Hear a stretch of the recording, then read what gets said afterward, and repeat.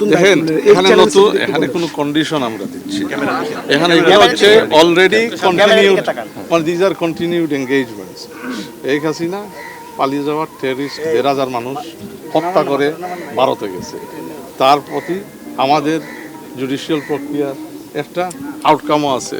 In some of the cases there are more cases pending, extradition treaty আছে ভারতের সাথে। তো এগুলা তো আর নতুন কোনো কন্ডিশন বা নতুন ফর্ম অফ এঙ্গেজমেন্ট না, these are ongoing things. So এই প্রসেসের সাথে আমরা এঙ্গেজের মধ্যে তারপরে আরও ক্রিমিনালরা আছে যারা পালিয়ে ভারতে আছে। তো এটা একটা স্বাভাবিক দাবি, বাংলাদেশের মানুষের সেন্টিমেন্টের দাবি, যাতে ওই প্রক্রিয়ার মাধ্যমে ওইটা আমরা প্রাধান্য রেখে ভারতের সাথে আমরা এঙ্গেজ করি। So we will engage, we want a positive relationship with India.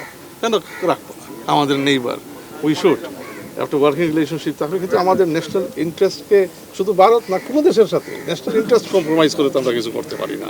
When our national ইন্টারেস্টের ভিত্তিতে এটা আমরা কনসেনসাস আমরা আসবো, উই ক্যান ভিজিট ভারত। যদি কালকের ভিতরে আমরা একটা ইয়ে পারি, we can do it next week, we can visit next week or the week after. এখানে কোনো রাশ নাই, এখানে আলাপ আলোচনার বিষয় আছে, এখানে গ্রাউন্ড ওয়ার্ক করার বিষয় আছে। একটা prime minister two prime minister visit তো আর হইতে পারে না যে আসিয়া আমি এটা তো it's not a game. Falcon aluminium multilayer anodised হওয়ায় সম্পূর্ণ স্ক্র্যাচ প্রুফ। ফ্যালকন অ্যালুমিনিয়াম এখানে তো দুই heads of government will meet, there needs to be some ground work.